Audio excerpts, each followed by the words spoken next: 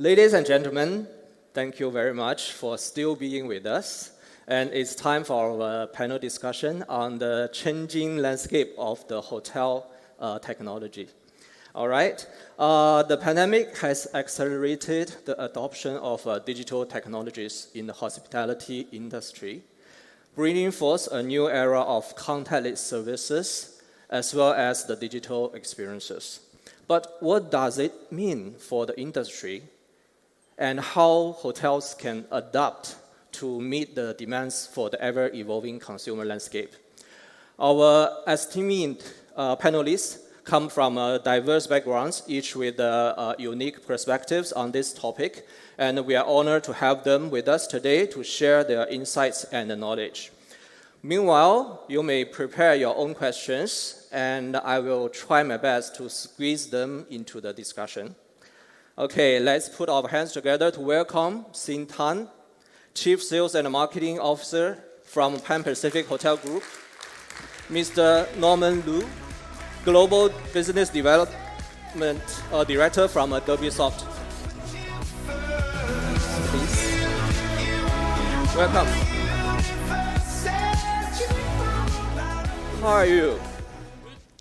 Yeah, I know you were busy traveling around. Were you? I was in ITV a couple of weeks ago. Okay. Yeah, I'm trying to think where have I been to. So I was in Japan 2 weeks ago, Dubai last week, and I just came back this week, into Singapore. Okay. So both of you have been staying in so many hotels. Okay, let me ask you a simple question. What new hotel technologies encountered did draw your attention, okay, during your stay?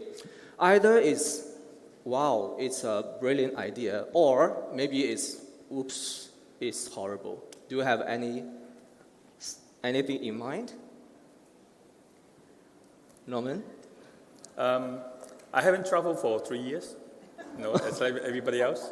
So a couple of weeks ago was the first trip after 3 years after the pandemic. I was in Berlin for a couple of days. Hasn't really changed much, in terms of that side of the world. Still the old-fashioned way of doing things. Haven't yet seen much. But for me, traveling out from Hong Kong, I'm Hong Kong-based. One thing really impressed me was when I go through the immigration from Hong Kong. We used to have this ID card you have to scan and put a fingerprint. And now it's so seamless. I got a boarding pass. I remove my mask. It will scan my face recognition. I go through the whole process. It's like in seconds. That was very impressive. Like the old days, you have to find your card, put it in, put a fingerprint. Then it's smooth. The whole process is so seamless and fast. And same thing coming to Singapore. We have the e-channel thing. So I scan my passport, put my finger thumb. That is efficient. That's more seamless. Yes. Yeah. Yeah. Actually, that reminds me of the Alibaba hotels. It's called what's the name again? Let me see. Yeah. Fly Zoo Hotel in Hangzhou. No, yeah. we do have someone from a fleet. I think so. Yeah. I mean, even pre-COVID, right? In 2018, they're already using facial recognition, and I thought that's really very smart.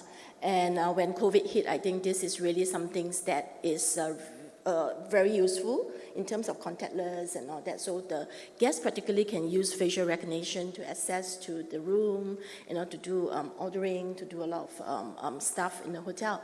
I think that is really one thing that is amazing. And to me, right, I think there are many hotel groups that has experiments the use of metaverse. To creating a 3D environments, combining with imaginative, unique design, and really this is able to offer the travelers with an immersive experience as to really entice them and really how should I put it, really inspiring them to really dream about the future of traveling. And I think this is something that is really worth thinking about for the hotel industries. Yep. It's kind of a future. It's kind of a future. When you mentioned the auto gate at the immigration, what recall me in Singapore is after pandemic, so every Singaporean know how to scan QR code. It is the truth. Okay, I'll continue with another question. So with the lifting of the COVID protocols and the border restrictions in China, we can see the domestic travels as well as sort of overseas travels are booming. And in terms of the travelers' behavior, Norman, I know you have a lot of data to show the changes of the travelers' behavior after the pandemic. Can you share a bit more? Yeah, I think from company perspective, WSoft is a technology service provider per se. We have a lot of internal data, booking transactions. So we see a peak really picks up after the border reopening. And the search demand is huge. And of course, like a lot of other speakers before this session had already shared a lot of data already. So I'll just quickly go through a little bit. I mean, China, everybody in this room or outside do acknowledge China is a big market. Yeah, like the UN, WTO recognize Chinese tourism contribution is like almost 1/5 of the global, on a global scale. So before pandemic, I think the number was like 255 billion expenses, from Chinese market. And there's like 166 million trips, overseas trips, not domestic China trips, made in 2019.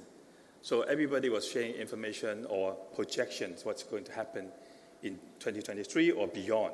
I think it's a very promising sign right now that we see as travelers going out again from China. They really want to see. Me living in Hong Kong, I can see tour group coming back again. At the very beginning, there's like individual FITs. And I think that will cope with the increase of flight capacity, the visa thing, and also the airfare. We have the airlines talking about the normalization, or then that will more incentivize the travelers to take the trip. I think Chinese New Year was the first event that we can say that the travelers is keen to travel. And I think the next peak will be the May 1 holiday, which is everybody know is almost a week's holiday in China. So we'll see the surge is coming back.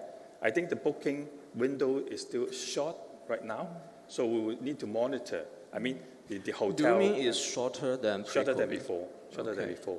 I think right now, as I heard from all my colleagues in China, the visa, the passport application is only started a couple of weeks ago. So we see the ramping and the whole process will be coming out around April time. So it's like a couple of days late coming. Then we'll see May 1 holiday. Would that be another peak period for that? Mm-hmm. And of course, within the close proximity, Southeast Asian countries, Singapore, Thailand, Hong Kong, Macau, Japan, maybe even South Korea, will benefit the most. When the long haul yet to see, we need to monitor. We need to monitor. Yeah. In terms of booking channels, there's any changes? I think what we see right now, because we work with a lot of distributors through the business, Chinese traveler still tends to book through the traditional OTA partners, namely a few already in the room, and also the destination we can see. There hasn't been much change in terms of the booking platform or channels, but the social media side is taking up big time. Okay. Sing, do you have any findings on this? I think the travelers' preference are now leaning towards more experiential destinations, more unique destination. We see a longer length of stay, that's for sure. And the travelers are more willing to spend. Yeah. So they tend to book better room types instead of the base room type before. So we see that our demand for suites and better, higher room categories products are more popular now. Yeah. So, but there's one thing that I would like to highlight is that the focus on sustainability. I see that the travelers nowadays, they are more conscious about booking a hotel that is with sustainable practices. Yeah, so I think this is one of the key trends to really watch for. And we are lucky, as a Pan Pacific Hotels Group, we are quite lucky because sustainability is one of our DNA, so to speak. So even before COVID, we already have two beautiful, beautiful hotels, the Park Royal Collections, Marina Bay, and Park Royal Collection Pickering, that is really focusing on wellness, focusing on sustainabilities. So, of course, besides, in addition to a beautiful green buildings that is full of plants and greeneries, I think what is more important is the invisible portion, which is the back-end system. So, for instance, take example of a hotel's restaurants. Can you imagine the amount of plate waste and kitchen waste that you have to throw away every day? Yeah, so for Pan Pacific Hotels Group, we actually use food waste AI to really analyze, based on the seat capacity, we analyze the food waste, and we use the food waste digester to really convert the food waste into fertilizer and animals, food, so to speak. So it's a zero waste kind of concept. It's a circular economy, yeah. So I think this is some things that the travelers is also looking at, whether you are committed to care about the environment and the planet. Oh, this is really, I don't know, because I know in past several years, a lot of hotels are paying attention to the sustainability thing. And just now I had a conversation with the CEO Hong before the events. Actually, some of us really want to know the sustainability practice in the hotels. And also I want to highlight this lanyard to you. You may use this in upcoming weeks events, okay? Bring it back and bring it back, okay? Remember? All right, so sustainability, I fully agree. What else? Let's say the booking pattern is still the same compared to pre-COVID. Yes, I think one key channel that we think that is very well received is really through the we partners with Ctrips, Trip.com. They are very good partners of ours. But there's another channel is through live streaming. I think live streaming really have given us quite a fair bit of bookings. So we do partner with people like Figis and all that, and Ctrips and all that to do live streaming, even during COVID. So we believe that although China was closed then, we still need to engage the customer in China because China is a really important market for us. So we didn't give up on them, we didn't forget about them. We continue to engage them with even campaign, with messages, with, This is something interesting later I will discuss with you. I know you put a lot of effort on that. Norman, I want to ask you, because Chinese travelers are the most adaptive group in terms of using new hotel technologies. As such, a lot of hotels in China, they're willing to adopt a lot of new technologies. With your observation after COVID, are they still willing to put more effort on the technology, or they're more cost conscious? I think from the company perspective, we have more interest from our prospects and customers saying that they like to have more automated process. Because right now, I think the industry in general, we face the challenge is the short of talent. People are not really coming into the industry, and it's difficult to retain people to stay in the industry. So automation or digitalization is a process or the thing we must think how to do it. And in terms of channel, because that's what Debbie specialized on, we see more and more China hotels, in China hotels, they are willing to look into options and ways how to streamline the whole process. So they're really engaging. Of course, like everybody else, it's not only China. Cost is also one factor they will look into. To some extent, Chinese hotel owners are much more cost conscious than some other parts of the world. And we see hotels in general are going more or embrace more technologies.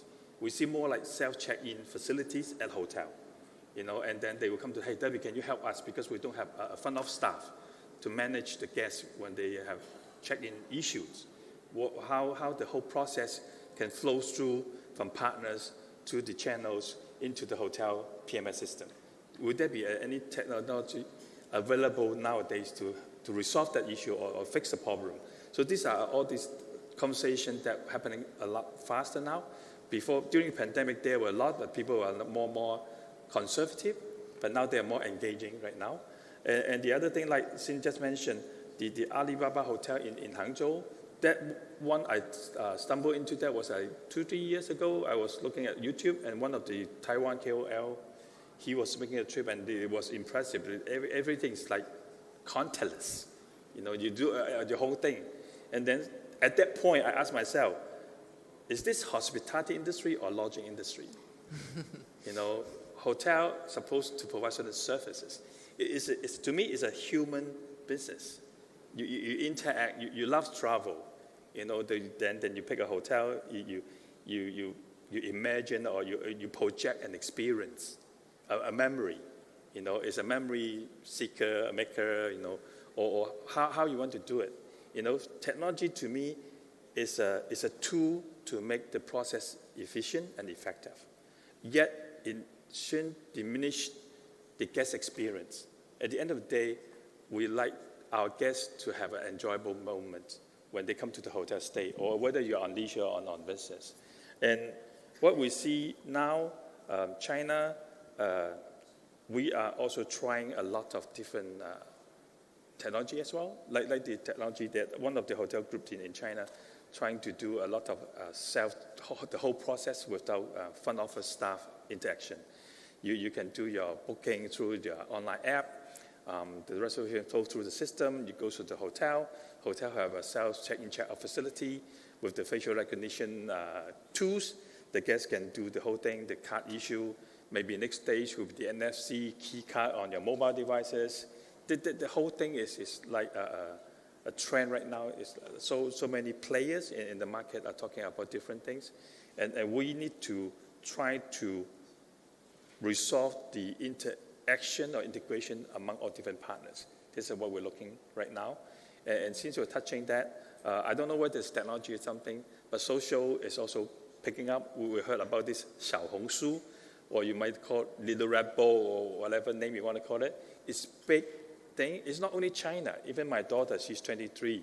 She's big on doing all the research. She's making a trip to Jeju Island. It's one of the popular destinations coming Sunday. She did her research, everything on 小红书. You know, and of course, she tend to book through and other OTA partners that she feel comfortable with. So all this is syncing together. And hotel partners or suppliers, in a way, will come to WSoft saying that how you can help me to facilitate the booking process. At the end of the day, you want to convert. You know, you do all the fancy marketing thing, drive your attraction, your impression, your traffic to your site or your platform. But at the end of the day, we are in business. We want to convert that. So there's one piece that we also need to look into deeper, you know, between hotels, technology companies, and also the medias. How we can facilitate and make it a whole seamless process. I know actually a lot of hotels want to do some, we don't say it's ads, but there's some engagement on either Xiaohongshu or TikTok with the customers to promote their brand, promote their hotel. Yeah. But if they don't have such technology, do you have any idea how do they or how did they convert the booking from the like a short video? Right now, I don't think there's any existing real-time reservation processes right now. We are also developing some interface solution to enable hotels to convert reservation real-time on the spot. Right now, the solution right now is more onto what Charlie mentioned is the prepaid packages. A voucher thing is big in China. You have a live stream, KOL, do the promotion, the boss from C-Trip doing that. Then you collect all those prepaid business. But when it comes to redemption, it's a big challenge right now. So it's a manual process. You call your call center, you call your hotel, or you can have an online tool, a digital tool that can help the consumer to utilize that voucher. That's something that we also need to do, and we are building something on that front. Okay, thank you. Sorry, we have a question from Yes, I want to give some time to our audience. Do you have any question? Where can I see the question? Thank you. Okay, so we do have a question from our audience. What are the major customer pain points in the hotel experience? It's a very good question. Actually, my last one is about this. Yeah, because you know, all of us are hotelier, so we are very proud of a personal touch every time we create for our customers. As long as we have too many technologies, do we still have the personal touch? Yeah, this is a very good point. Can we let them answer this question later? Okay, because we have a more interesting we want Sin to share with us. I know Sin, PPHG has put a lot of effort into building an ecosystem, e-commerce ecosystem in China during the pandemic. And now it runs well in terms of driving Chinese outbound travelers to PPHG hotels globally. Can you share a little bit with the hotel audience here? Why do you want to put this effort to build up the whole ecosystem in the past 3 years? I know the project is quite long, and you can share the information so that our audience here can shorten their learning curves. Okay.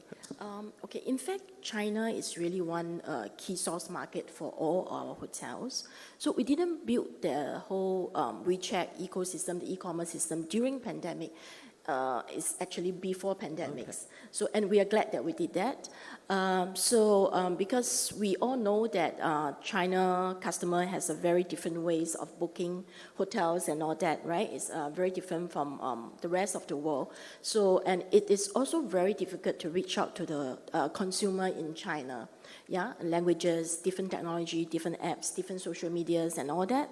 So at that point of time, that was in 2018, I still remember that we think that, okay, we want to build a platform that will help our hotels to reach out to this important market. So we started off to build a WeChat first. So everyone knows that WeChat is a super app. But most of the hotel will only have the official account of WeChat. Yeah, but we know the official account can't do much. It's really communication, it's really marketing, pushing out messengers and all that.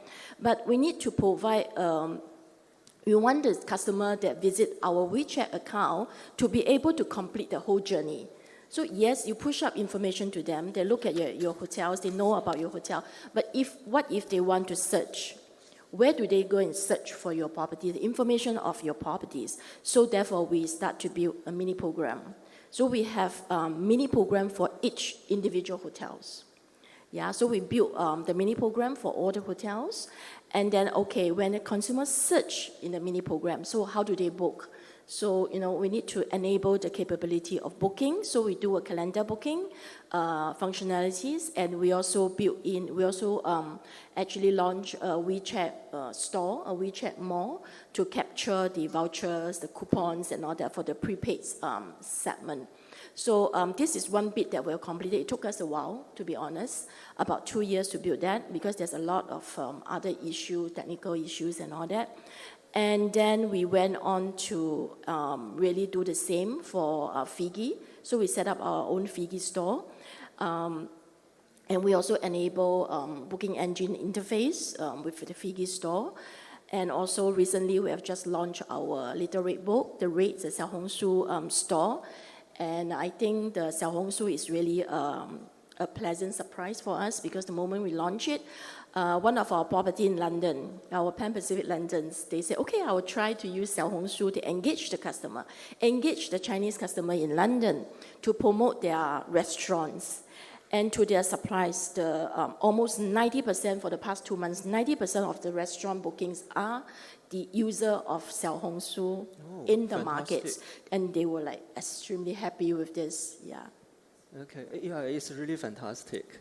In terms of the guest journey, just now you mentioned you want to give the whole guest journey within the ecosystem you provided. Then, is it possible for the guests, for the in-house guests, to contact the hotel via sort of a technology? Okay, we have chatbots for in-house guests. Yeah, once they enter into our hotel, then we have a chatbot that they are able to communicate with our service staff. We call it One Service. Yeah. include like the housekeeping, delivery, Yes, in-room correct. dining, Yeah, that's everything right. is in Yeah. there. Oh, it's They're able to send it's a any- complete journey. Yes. Okay, all right, thank you. I know actually, Norman, you also create some sort of technology to help hotel to create their ecosystem. Is it? If I'm not wrong. I would say we are more enabling, technology enabling hotels. Let's say, like Sin was saying, that the partnership with the social media platform. We might be a partnership with PPHC to do the calendar booking functions to empower that the consumer or the potential consumer can make easy reservation online real time. That's what we do. We didn't really build something from scratch. We work with hotel customers to build and address the pain point they encounter, especially during the reservation distribution process. And we will provide a solution to fix that or resolve that challenges. That's what we do the best right now. And of course, like everybody know, Chinese traveler behave very differently from other nationalities, and they are very mobile first type. I think everybody know that Chinese consumer average they have 1 point some mobile phone, if not 2, so they can be online all the time. Versus like the rest of the world is like PC desktop driven. You need to have a connection. You need to have Wi-Fi to be connected. But Chinese travelers are different. The way they were groomed is all mobile. So we tend to look into a different size of the business. We are a global company. We work with the Western hotel chains and also the Asian hotel chain or China hotel chains. So we need to come up with different set of solutions to fulfill different needs in that way. And that's what we do as a company right now. Joseph? Sing, I just curious. So when you introduce these new tools of platforms in China to the hotels outside China, because the hotels in China, they're very familiar to those platforms or tools. But on the other side, the hotels outside China, actually, they're not familiar with that. Is there any challenge when you introduce the solutions to them? Yes, of course. I think education is one bit that you really have to educate the hotel on how to utilize this platform. In the beginning, we have not only the technical issues because of the connectivities and all that. We have to actually connect with another channel managers. Yes, instead of using our own channel manager to be able to reach out to the customers in China. That's number one. Number two is the language. At that point of time, I think even Figis and all that, the extranets that they use is all purely Chinese. So language is also one issue that the hotels that is outside of China, they can't really manage their own rates and inventory because they just couldn't read Chinese. Yeah, so, and then also payment issues that how do you make payment without an entity in China, and each hotel will require one entity in China in order for them to remit out the payment out to the hotel. So, so we took a long time to really resolve all these issues. So do you think, like, let's say the individual hotels here, do they have any possibility to do that? Yes, I think because after all this while, there are agencies that actually will be able to help you to do this. Yeah. I see. Yeah. So I think if you can find one good agency, I'm sure they will be able to handle all these things for you. But I think ultimately it's really about the knowledge about how to capitalize on this platform and how to really engage the customer using this platform. And this is really in need trainings, in need educations and all that. Okay, thank you. We need to speed up. Okay, let's talk about the Chinese technology companies. A decent number of Chinese technology companies have extended their business overseas, and especially in the Southeast Asia region. As a global company, WSOP, you have offices in the US, China, Japan, and Europe. So can you share with us a little bit more?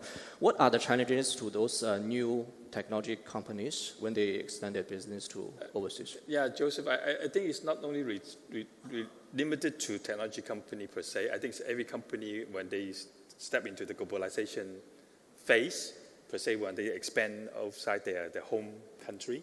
I think there are a couple area or aspects that the company need to look into. I think the cultural differences, the values is very important, because the business norms or practices may be different from where we come from. As you said, WSUP, we have offices everywhere, and when it's a learning process as well to do that. I think respect local culture, is very important, the value. And then the language is also important, even though English is the most spoken business language, but I think the words, the phrases that use in the communication is also important. How the local team or local staff will also help a lot. We do have an office in Spain, and Spanish behavior is very different from my colleagues in the States. And then the other thing is of course, the local regulation, legal issues. That of course you need to have a proper agency to help you to address all those issues, questions. And then I think the other one is the competition. I think who was mentioned? I think Trip.com was mentioning that business industry is big enough for multiple players. And we are a competitor, yet it's a friendly competitor. I think through that process, everybody learn and gain more and grow more. At the end of the day, we are in a human business, and to make sure that the traveler, he or she had an enjoyable trip that she made. Okay, and I think the learning that we do is that those 4 areas or aspects are very important to address and cannot be overlooked in a way. And I think engaging the right agency or partner, like Sin said, will be important from different aspects, the HR aspect, regulation, the legal side of things, and also you can't, how should I put it?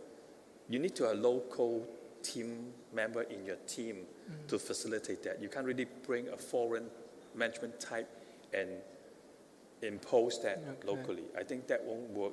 Okay, see. I believe you have talked to quite a number of the companies.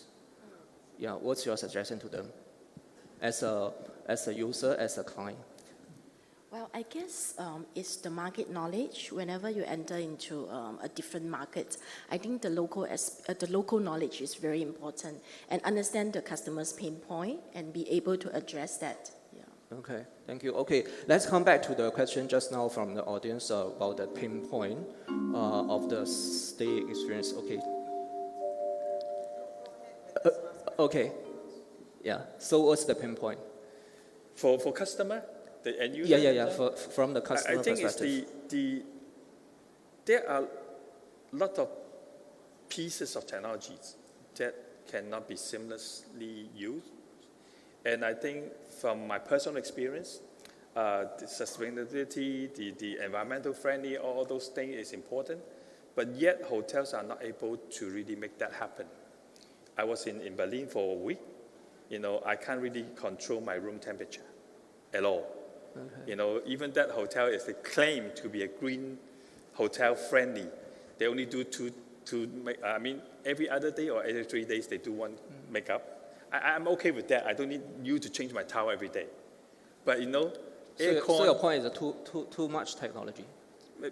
They need to think from a user point as well. Okay. Because I can't do the air temperature control at all.